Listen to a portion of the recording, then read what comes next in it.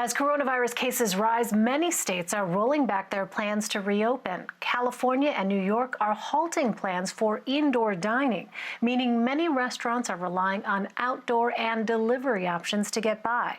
For CBSNews.com, MoneyWatch reporter Megan Cerullo writes that indoor dining delays could be the final straw for many restaurants. She spoke to restaurant owners in New York City about how the state's pandemic guidelines are impacting their businesses. And Megan joins me now. Megan, thanks very much for being with us. Some of the restaurant owners you spoke with say they have spent thousands of dollars just to build safe and attractive outdoor dining areas. How are these businesses paying their employees if they can barely make ends meet?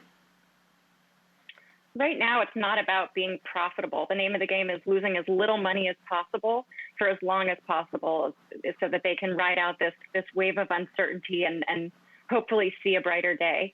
A number of business owners, a number of restaurant owners received Paycheck Protection Program loans from the federal government that allow them to pay their employees. Those are converted into grants if they're used on payroll.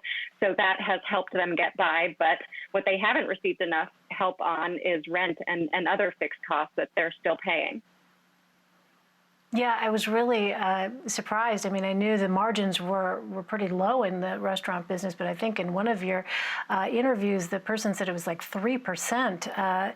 You imagine right now during a pandemic, it just must be devastating to have that drop off in business. So New York City has what's called an open restaurants program. It allows qualifying eateries and bars to expand outdoor seating onto sidewalks and streets. Mayor Bill de Blasio said it should help local businesses get back on their feet. After speaking to multiple restaurant owners in Manhattan, is that true? What are their feelings on this new program? Sure, it helps. Outdoor dining alone is not enough to get restaurants through this pandemic.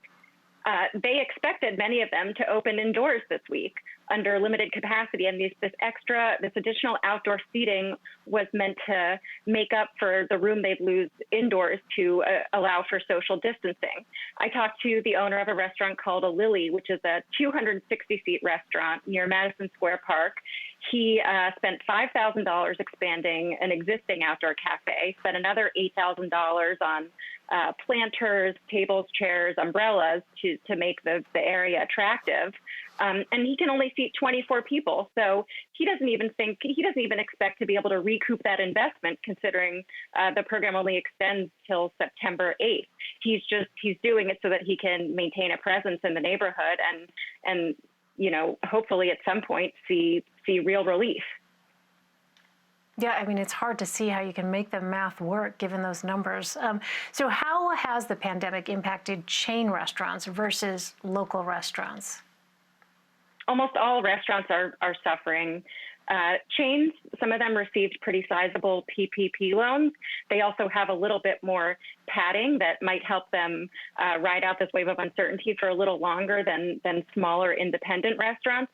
But look, everyone's being affected. Restaurants located in residential neighborhoods, particularly in New York City, are concerned that residents are fleeing the city. They already are seeing neighborhoods empty out, and they depend on those people for business. Likewise, restaurants that are located in near office buildings, everyone's working from home, so they're not getting the kind of foot traffic from workers that they typically depend on. So everyone's in a tough place. Right. I mean, these lifestyle changes here have affected them so profoundly. And many restaurant owners say that they have to close permanently, that they might have to close permanently as a result of this pandemic. What does that mean, Megan, for the future of the restaurant industry? The restaurant industry is going to look a lot different. A lot of establishments, unfortunately, have already thrown in the towel. The New York City Hospitality Alliance surveyed almost 500 of its members. 4% said they expected to close permanently as a result of the COVID-19 pandemic. Another 53% said they weren't sure if they'd ever regain their footing. That's a lot of restaurants. The Independent Restaurant Coalition put out another estimate. They expect 8 in 10 independent restaurants, which are privately owned restaurants with fewer than 20 locations, to close by the end of the year as a result of the pandemic. Wow, and this is a time where millions of Americans right now are finding themselves unemployed. All right, Megan Cerullo, thank you very much for joining us, Megan. Thanks for having me.